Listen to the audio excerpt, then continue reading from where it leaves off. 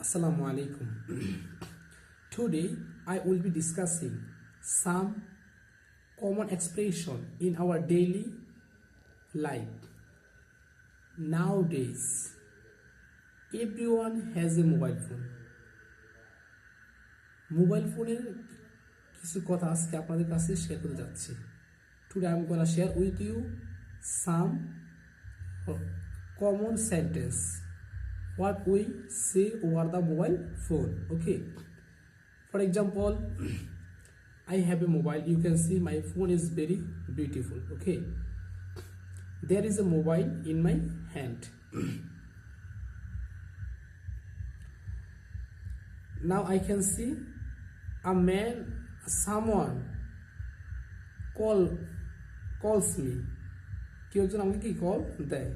I see, আমি দেখি, the number is unknown to me, মানে নাম্বারটা আমার কাছে কি অপরিচিত. আমি কি বলতেছি যে আপনি কে. এই যে আপনি কে এটা ইংলিশ কি বলা হয় জানেন? এটাকে বলা হয় হু are you. Who are you, তুমি কে. তখন সে বলল যে আই এম আবুল, আমি আবুল, কিংবা আই এম সুখিনা, আই এম সুখিনা.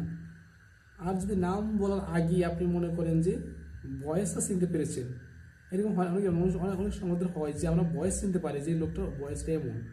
কারণ কি বলি যে আর ইউ আবুল, তুমি কি আবুল, আর ইউ সকিনা, তুমি কি সকিনা. ওকে, কিংবা যখন আপনাকে সে নামটা বললো যে আই এম আবুল, তখন আপনি কি বললেন? আমি আপনাকে চিনি না.